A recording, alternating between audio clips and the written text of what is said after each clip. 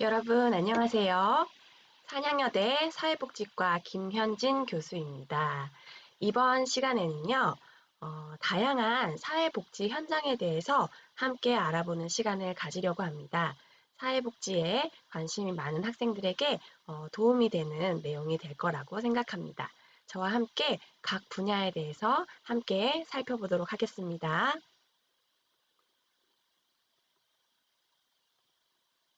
네, 첫 번째 분야는 아동 분야입니다.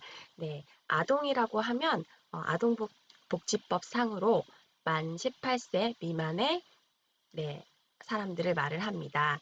그래서 아동이라고 했을 때는 뭐 갓난아이부터 해서 미취학 아동 또 초중고 나이에 해당하는 그런 아동 청소년들이 다 포함되는 네, 개념이라고 할 수 있겠는데요. 이러한 아동을 지원하는 복지시설에는 어떤 것들이 있는지 함께 살펴볼게요. 네, 아동 양육시설입니다. 아동들이 보호자가 없거나 적절한 주거 환경이 없어서 실제로 숙식을 하면서 생활하고 있는 시설을 양육시설이라고 합니다. 네, 그리고 일시보호시설은 잠깐만 어떠한 사유로 인해서 잠깐만 머무는 곳이에요. 그래서 말 그대로 일시보호시설이고요. 그 외에도 아동들이 보호와 함께 치료가 필요할 경우에 상담이나 심리치료 이런 것들이 필요할 때는 아동보호치료시설에서 네, 아동들이 이용을 합니다. 그리고 공동생활가정이라고 얘기 들어보셨나요? 네, 좀 더 쉬운 말로는 친숙한 말로는 그룹홈이라는 것이 있는데요. 네, 아동 양육시설보다는 조금 더 규모가 작은 정말로 가정이나 그런 형태의 아주 작은 주택 내에서 생활하는 그런 양육시설입니다. 그래서 양육시설과는 조금 구별이 되도록 공동생활가정이라고 얘기를 하고 있습니다. 또 그 외에도 이제 양육시설에서 오래 생활했던 아동들이 성인이 되었을 때 자립을 잘할 수 있게 지원하는 자립지원 시설이 있고요. 그 외에도 아동을 상담하는 상담소가 있습니다. 또 아동들이 뭐 전용으로 이용할 수 있는 여러 가지 도서관이나 지역사회에 있는 시설들을 아동 전용 시설이라고 하고요. 지역 아동센터는 많이 들어보셨을 거예요.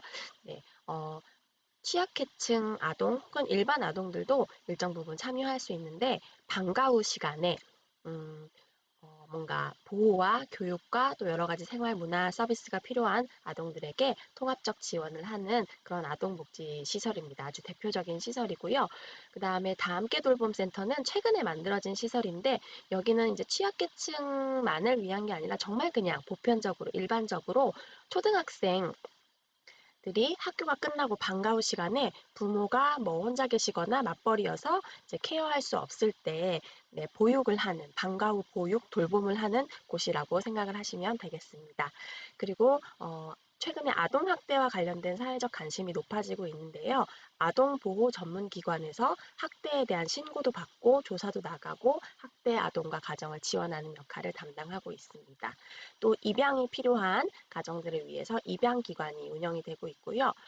가정위탁지원센터라고 해서 아동 양육시설은 대규모로 시설에서 생활을 하는 반면에 보호가 필요한 아동이 특정 가정에 위탁이 되어서 특정 기간 동안 이렇게 보호를 받는 네, 그런 서비스를 운영하는 센터를 말합니다. 그리고 드림스타트는 아동복지시설에 들어가기도 하고 또 공공기관으로 들어가기도 해요. 왜냐하면 여기서 근무하는 분들 대부분이 공무원이기 때문인데요. 아동들 중에서 좀 더 취약계층들이 사례관리라는 맞춤형 그런 관리와 서비스를 해주는 그런 것들을 이렇게 받게 되는 겁니다. 그래서 취약한 아동들이 특히 빈곤층에 있는 아동들이 건강한 발달을 할 수 있도록 지원하고 체계적으로 관리하는 센터를 드림스타트라고 하고 각 지자체에서 운영을 하고 있습니다. 네, 제가 아주 그냥 큰 분류별로만 소개를 하고 있기 때문에 이 안에 또 세부적으로 포함된 센터가 있을 수도 있어요. 하지만 제가 이렇게 굵직굵직한 거 위주로만 설명드린다는 거 참고해 주시고요. 네, 다음 넘어가서 청소년입니다. 사실 아동 청소년은 한데 묶어서 봐도 됩니다. 아까 제가 설명드린 대로 나이대가 겹치는 부분이 있기 때문에 하지만 또 이제 청소년 자체만을 위해서 별도로 운영하는 시설들도 있기 때문에 좀 추가적으로 소개를 하는데요. 청소년들만을 위한 공동생활가정 그룹홈도 있다고 해요. 네, 결국 같은 개념이긴 하지만 좀 더 나이대가 이제 뭐 한 중고생 나이 혹은 이제 그것을 넘어서는 20대 초반까지도 이제 청소년 관련 법에서는 청소년으로 보기도 하거든요. 네, 그래서 그룹홈과 관련된 시설이 포함이 되어 있고요. 그 외에 복지시설이라고 할 수는 없지만 청소년들에게 건강한 문화를 제공하는 것이 굉장히 중요하기 때문에 청소년 수련관 또 청소년 문화의 집이라는 곳도 운영이 되고 있습니다. 여기는 사실 사회복지사가 일을 한다기보다는 청소년 지도사 뭐 이런 분들이 많이 일을 하고 계시긴 하지만 가끔 또 사회복지사도 네, 일을 하고 있는 것을 본 경우가 있습니다. 또 청소년 상담복지센터입니다. 청소년들이 여가 문화생활만 지원이 필요한 게 아니라 때로는 뭐 상담이 필요하거나 심리치료가 필요한 경우도 있을 수 있잖아요. 그래서 청소년 상담복지센터가 운영이 되고 있습니다. 여기는 주로 청소년 상담사분들이 많이 일을 하고 있지만 또 가끔 사회복지사도 네, 취업이 되는 경우가 있다고 합니다. 그 외에도 이주 배경 청소년, 다문화 청소년들을 위한 센터도 있고요. 또 위센터라고 해서 교육청과 연계지어서 운영되고 있는 센터인데 학교에 적응이 어렵거나 학업을 위한 좀 더 보충적 지원이 필요한 학생들을 위해서 지원하는 센터입니다. 물론 위센터도 이제 초등학생들도 참여하기도 하니까 아동 청소년을 두루 이렇게 관할하는 센터라고 볼 수도 있지만 어쨌든 저는 여기에다가 한번 편성을 해 보았습니다. 그래서 위센터라는 것도 있다는 거 기억해 두시고요. 네, 다음은 장애인과 관련된 시설입니다. 네, 장애인 복지법상에 의하면 장애인의 유형은 굉장히 많아요. 네, 그래서 그 유형별로 장애인들을 잘 케어하고 또 지원하는 시설들도 많이 필요한 것을 알 수 있습니다. 대표적인 것으로는 중증 장애인 요양시설이 있고요. 좀 이렇게 장애도가 심한 중증인 분들을 대상으로 요양과 생활을 할 수 있게 지원하는 시설입니다. 또 장애인 아동 중에 좀 영유아, 정말 어린아이들이 또 이렇게 거주지와 케어가 필요한 경우가 있어요. 그럴 때 장애인 영유아 생활시설에서 생활하면서 서비스를 받게 되고요. 또 장애인 단기보호시설은 특정 기간, 약속된 기간, 뭐 3개월, 6개월 이렇게 필요한 기간 동안만 단기적으로 보호하는 시설이고요. 장애인 주간 보호시설은 말 그대로 주간, 데이케어라고 하죠. 그래서 아침에 갔다가 저녁쯤에 돌아오는 그래서 뭐 집에서 장애인과 같이 생활은 하지만 뭐 출근을 해야 돼서 종일 장애인을 케어할 수 없을 때 하지만 같은 집에서 생활은 하고 싶어 할 때 이렇게 주간보호시설을 이용하기도 합니다. 또 이제 장애인들도 큰 생활시설도 있지만 이렇게 소규모의 그룹홈도 운영이 되고 있습니다. 네, 그리고 장애인 복지관입니다. 장애인 복지관은 주로 이제 장애인들이 지역사회 내에서 재활을 하거나 또 여러 가지 필요한 서비스들을 받을 수 있도록 하는 이용 시설이고요. 각 지자체별로 많이 있는 것을 알 수 있습니다.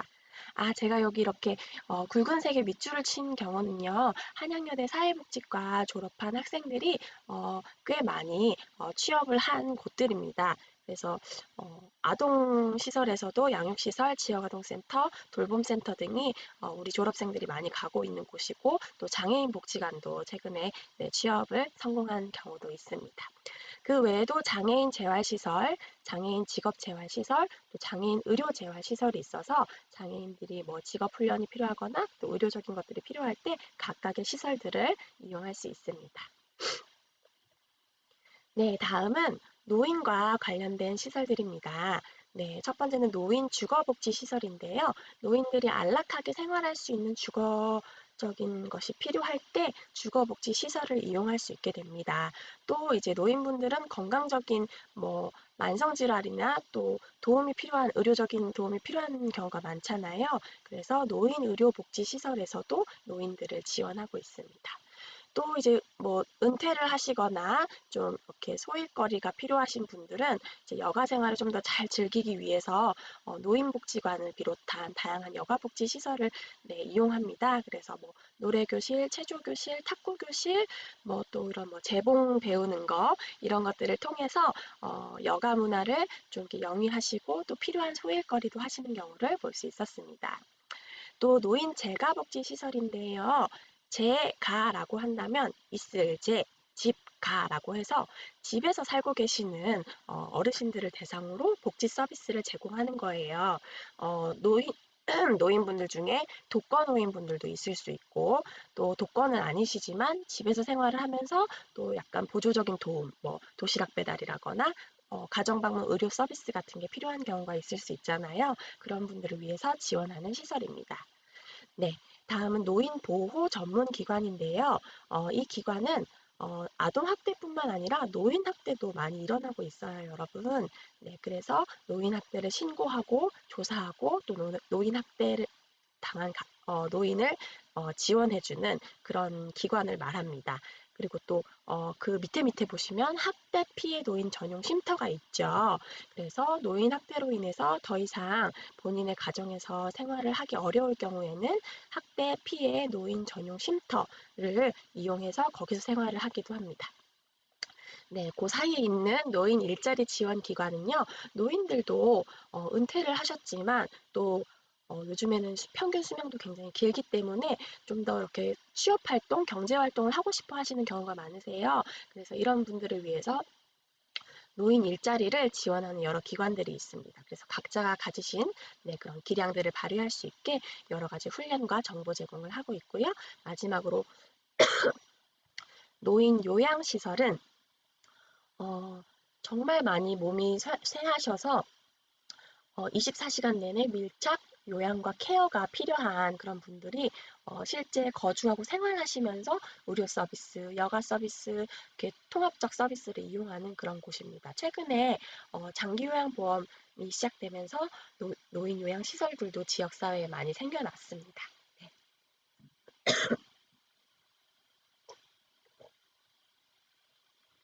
네, 다음은 여성 가족 분야입니다. 여기 이렇게 밑줄 친 시설이 두 개나 있죠. 네, 최근에 우리 한양여대 사회복지과에서 건강가정지원센터와 다문화가족지원센터에 많이 지원을 하고 있어요. 아마도 우리 과에서 사회복지를 공부한 친구들이 사회복지사 2급뿐만 아니라 건강가정사도 자격증을 취득할 수 있기 때문에 이런 센터로도 많이 취업이 된 것 같습니다. 건강가정지원센터는요, 가정이라면 누구나 행복을 영위할 수 있게 여러 가지 가족 상담, 가족 교육, 가족 프로그램들을 제공하는 센터로서 각 자치구마다 있고요. 다문화 가족 지원센터는 결혼 이민자 가정을 대상으로 결혼 이민자 여성 또 그의 남편이나 가족, 아동들을 대상으로 여러 가지 언어 교육이나 적응 교육, 생활 교육들을 하고 있습니다. 최근에는 뭐 난민이나 이주 노동자도 많이 우리 사회에 늘어나고 있어서 그런 이민자분들도 요 다문화 가족 지원 센터를 이용하는 경우도 종종 볼 수 있습니다. 네, 한부모 가족복지시설입니다. 한부모, 뭔지 다 아시죠? 네, 부모 중에 한 분만 계시는 경우인데요. 네, 한부모 안에는 뭐 이혼이나 사별을 통한 한부모도 있을 수 있고, 또 미혼모, 미혼부도 있을 수 있고요. 또 이제 큰 의미로는 조선가족도 한부모에 포함이 된다고 합니다. 네, 그래서 한부모 가족들이 생활할 수 있는 뭐 모자복지시설, 부자복지시설, 또 미혼모, 미혼부 지원시설, 또 한부모 가족 상담소 이런 것들이 다 한부모 가족 복지시설에 포함이 됩니다. 또 성매매를 하다가 성매매에서 탈출을 해서 좀 사회적 도움을 받기를 원하는 성매매 피해자를 대상으로 하는 보호시설도 있습니다. 생활시설, 자립시설, 뭐 상담소 여러 가지 것들이 있고요. 성폭력 피해자를 대상으로 하는 시설도 있습니다. 네, 성폭력 상담소도 있고 또 그분들이 생활할 수 있는 쉼터, 이제 도망쳐 나와서 살 곳이 없을 때 거주할 수 있는 쉼터 같은 것도 운영이 되고 있고요. 마지막으로 가정폭력 피해자 보호시설은 가정 내에서 폭력을 당해서 이제 뭔가 뭐 법적 소송을 하고 싶다거나 혹은 심리 상담을 받고 싶을 때 이 시설 내에 있는 뭐 상담소라든지 또 여기서도 생활시설 쉼터를 운영하고 있거든요. 그래서 집에서 나와서 생활시설에 머문다든지 하는 서비스들을 이용할 수 있습니다. 네, 다음은 지역사회 분야입니다. 네, 지역사회복지관이 대표적인 지역사회복지기관인데요. 네, 우리과 졸업생들도 많이 진출을 한 분야이기도 합니다. 네, 지역사회복지관은 말 그대로 지역사회에서 도움이 필요한 모든 종합적인 서비스를 지원하는 곳이에요. 과거에는 주로 저소득층, 취약계층을 위주로만 서비스를 진행했지만 최근에는 보편적 복지가 확대되면서 일반인 또 지역사회 주민들을 대상으로 하는 여러 가지 교육이나 서비스, 또 활동들도 진행되고 있습니다. 네, 지역 자활센터는요, 저소득층 분들이 국가에서 수급을 받거나 할 때 계속 수급만 받는 것이 아니라 결국은 스스로 자립을 해서 네, 사회생활을 건강하게 할 수 있도록 자립훈련이나 또 이런 뭐 창업 공동체 이런 것들을 지원하는 시설입니다. 그래서 저소득층의 자활을 돕는 시설이라고 할 수 있고요. 노숙인 복지시설은 이제 집이 없이 거리에서 떠도는 노숙인들을 대상으로 뭐 급식소를 운영한다거나 뭐 의료시설을 운영한다거나 또 쉼터를 운영한다거나 뭐 이런 노숙인과 관련된 여러 가지 그런 서비스를 제공하는 시설이고요. 또 노숙인 복지시설 안에 쪽방촌도 포함이 되어 있습니다. 그래서 거리에서 이렇게 주무시는 건 아니지만 너무 주거 환경이 열악하게 살고 계시는 분들도 노숙인 복지시설에 포함이 돼서 뭐 쪽방촌 지원 상담소 이런 데서 그분들을 지원하고 있습니다. 네, 지역복지운동단체도 있습니다. 네, 서비스를 무조건 제공하는 것만이 아니라 지역에 있는 주민들이 스스로 당면한 문제에 대해서 네, 모여서 의논하고 힘을 합쳐서 뭔가 액션을 취하는 그런 복지운동을 돕는 단체들이 네, 많이 있습니다. 그래서 이런 곳에서도 사회복지사가 네, 지역사회 조직 하나 아니면 뭐 옹호, 액션 역할을 많이 하고 있습니다. 네, 또 각 자치구별로 사회복지협의회가 있습니다. 이 기구는요, 그 지역 내에서 뭔가 모금을 해서 필요한 분들에게 또 자원을 전달한다거나 아니면 그 지역에 있는 사회복지 종사자를 대상으로 교육이나 연구를 하는 그런 기관입니다. 네, 최근에 사회적 경제 조직도 많이 활성화되고 있습니다. 여러분, 사회적 기업, 협동조합 이런 얘기 들어보셨죠? 네, 거기서 이제 주로 일자리에 참여하고 계시는 분들이 취약계층 분들이 많아요. 그래서 이 사회적 경제 조직은 일반 가게, 일반 자영업, 일반 뭐 영리 조직처럼 뭔가 수익을 창출하는 뭐 빵을 만들어서 판다거나 뭐 어떤 서비스를 제공해서 수익을 얻는다거나 하는데 그 안에 뭔가 취약계층들이 일자리로 참여하시거나 아니면 그쪽에서 제공하는 비록 수익은 받지만 그 서비스들이 사회적 공공의 그런 이익을 추구하는 그런 역할을 하는 곳이 사회적 경제 조직이라서 최근에는 사회복지 영역 안에 또 사회적 경제 조직도 많이 활동을 하고 있다고 할 수 있겠습니다. 네, 그리고 이제 학생 여러분들은 자원봉사를 어디서 어떻게 구해야 되나 고민도 많으실 거예요. 각 자치구에서 자원봉사 센터를 운영하고 있어요. 여러분들이 포털에서 검색을 해보시면은 자원봉사 센터가 있는데 거기서 필요한 자원봉사 정보를 얻고 또 거기서 이제 자원봉사 점수도 받고 하는 것을 해주는 센터이고요. 여기도 이제 사회복지사들이 많이 일을 하고 있습니다. 물론 자원봉사를 구할 때는 그 해당 뭐 복지관이면 복지관, 센터면 센터에 직접 들어가서 자원봉사 공고를 보고 자원봉사를 하는 경우도 있고요. 이렇게 자원봉사 센터를 통해서 네, 그 해당 기관에 연결이 되기도 합니다. 그 외에 푸드뱅크라고 해서 이제 식품들이 좀 더 기부를 통해서 적절하게 필요한 분들에게 도움이 될 수 있게 하는 그런 역할을 하는 곳이에요. 말 그대로 푸드, 식품들을 뱅크, 은행처럼 모아서 필요한 분들에게 주는 거예요. 그래서 나는 이 빵들을 좀 기부하고 싶어 하면 푸드뱅크에 기부하고 거기서 또 필요한 분들에게 빵을 주는 역할까지 하고 있는 네, 기관입니다. 사회복지 분야가 정말 많죠, 여러분. 네, 다음은 정신건강 의료기관인데요. 네, 최근에 또 많은 학생들이 관심을 가지는 것 같습니다. 정신재활시설, 정신요양시설이라고 해서 정신질환자들이 필요한 재활훈련이나 치료를 받거나 또 요양을 받을 수 있는 그런 시설이고요. 또 최근에 이제 노인분들 중에 치매에 걸리시는 분들이 많잖아요. 치매상담센터에서도 네, 이러한 뭐 여러 가지 뭐 검사나 치료나 교육훈련을 하고 있습니다.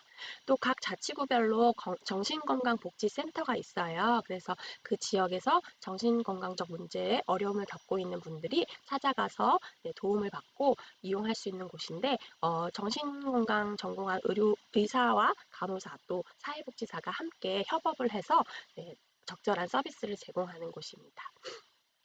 그 외에도 도박 중독, 알코올 중독, 뭐 이런 중독과 관련된 기관들도 있어요. 그래서 중독으로 힘들어하는 분들을 위해서 상담을 제공하거나 뭐 검사나 치료를 제공하는 곳입니다.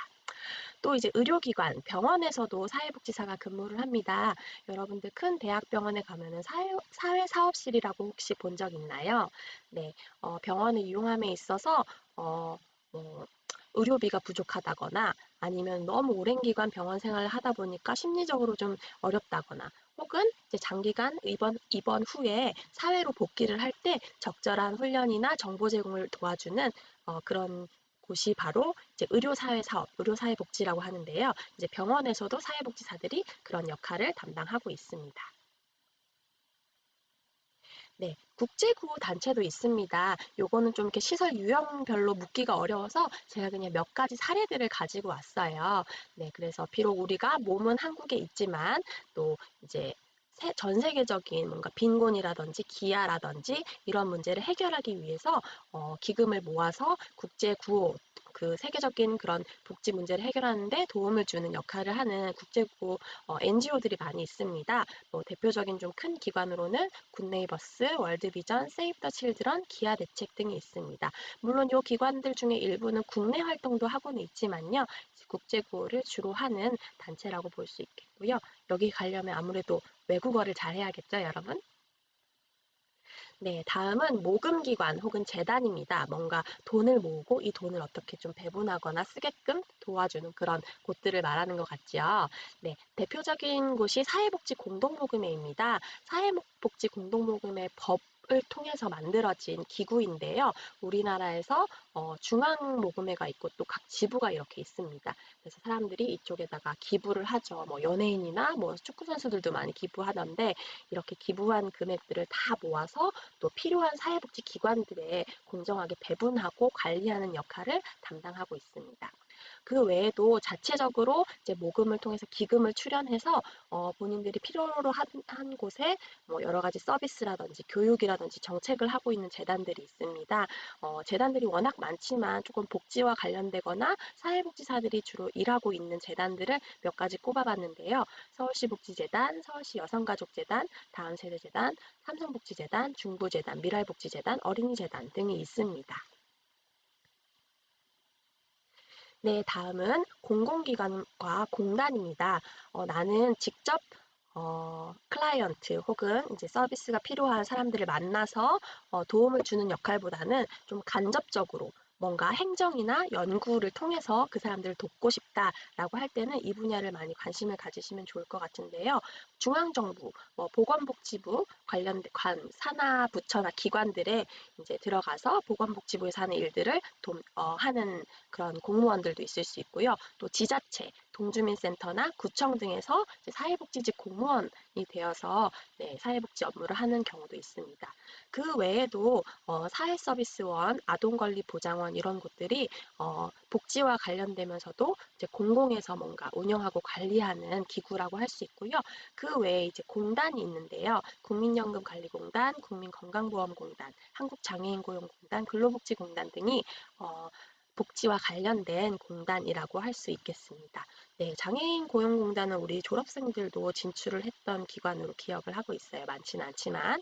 네, 이렇게 우리가 사회복지 분야들을 쭉 봤는데요. 그래도 포괄하지 못한 현장을 제가 기타로 묶어봤습니다. 대표적으로 학교가 있어요. 학교는 뭐 초중고 등학교, 뭐 대학교까지 다 망라해서요. 학교 내에서 학업을 돕기 위한 그런 그 학업을 하는 데 있어서 뭐 가정적 어려움, 경제적 어려움, 적응의 어려움이 있는 친구들에게 상담이나 교육이나 여러 가지 프로그램을 제공하는 학교 사회복지사가 있습니다. 네, 그분들이 실제 학교 현장에서 여러분들을 돕고 있고요. 또 이제 기업에서도 이제 뭐 기관들의 기업의 직원들의 복지라든지 또 이제 산업 현장에서 근로자나 노동자들이 여러 가지 어려움이나 피해를 받는 경우도 있잖아요. 그런 경우에 여러 가지 복지적 도움을 주는 그런 역할도 기업 내에 있는 사회복지사가 담당을 하고 있고요. 또 기업에 있는 임직원들이 이제 사회공헌을 할 수 있게 돕는 그런 프로그램들도 하더라고요. 여러분 또 군대에서도 사회복지사가 활동을 하고 있습니다. 군대라는 곳이 워낙 특수한 집단 환경이기 때문에 거기서 적응이 어렵거나 좀 정신적 도움이나 여러 도움이 필요한 경우에 군사회복지사가 네, 여러 가지 개입과 서비스를 하고 있고요. 여러분 교도소, 소년원 이런 곳에도 사회복지사가 있어서 네, 적응을 돕고 또 사회 복귀를 준비할 수 있게 하는 그런 여러 가지 프로그램들을 네, 제공하고 있습니다. 또 복지와 관련된 협회들이 많아요. 사회복지사 협회라든지 또 여러 가지 뭐 아동복지기관 협의회, 뭐 노인복지관 협회 이런 식으로 각 기관들이 모여서 협회를 이루어서 그 기관들을 위한 여러 가지 정책이나 연구 이런 것들을 하는 곳입니다. 그래서 협회에 또 사회복지사가 취업을 해서 근무하는 경우도 많고요. 또 마지막으로는 정책연구원이라고 해서 뭐 요거는 뭐 공공연구원도 있고 민간에서 하는 연구원들도 있지만 좀 나는 연구 쪽에 흥미와 적성이 있어 하는 분들은 복지와 관련된 여러 정책연구원에서 일을 하면서 다양한 연구를 하고 있습니다. 네, 여기까지가 사회복지 현장의 여러 분야들이었습니다. 굉장히 많죠. 네, 이것들을 다 자세하게 아실 수는 없겠지만 특히 내가 좀 관심 있는 분야에 대해서 좀 더 정보 서치도 해보시고 또 우리 과에는 다양한 산업 현장에서 경력을 가지신 그런 교수님들이 굉장히 많잖아요. 그래서 교수님들한테 상담도 받아보면서 네, 여러분들의 진로에 조금이나마 도움이 될 수 있기를 바라겠습니다. 네, 수고 많으셨습니다.